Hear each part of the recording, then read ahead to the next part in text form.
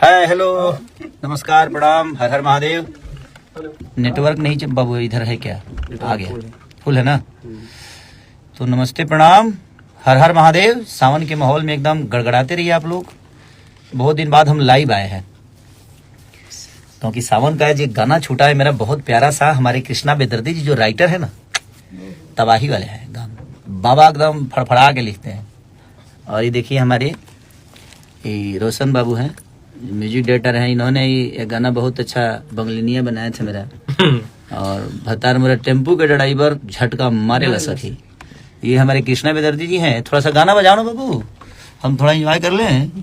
ये देखिए 14,000 लोग देख रहे हैं बाबू। दोस्तों जैसा कि आप लोग वीडियो में देख पा रहे हैं, कल खेसारी लाल यादव जी का एक और नया बोलबम गाना आप लोगों के बीच में रिलीज किया गया था वेब म्यूजिक के यूट्यूब चैनल की ओर से, जिस गाने का नाम था फूल बेल पाता। और दोस्तों इस गाने के बोल कुछ इस प्रकार से हैं कि रोपल बा फूल बेल पत्ता मजनुआ के हाथा में, जातानी देवघर ले जाइब तोड़ के दुपट्टा में। इसी गाने पर खेसारी लाल यादव जी जो कि रील बनाते हुए जो कि नजर आ रहे हैं अपने साथियों के साथ, और काफ़ी ज़्यादा मौज मस्ती करते हुए नजर भी आ रहे हैं, और इस गाने का प्रमोशन भी करते नजर आ रहे हैं।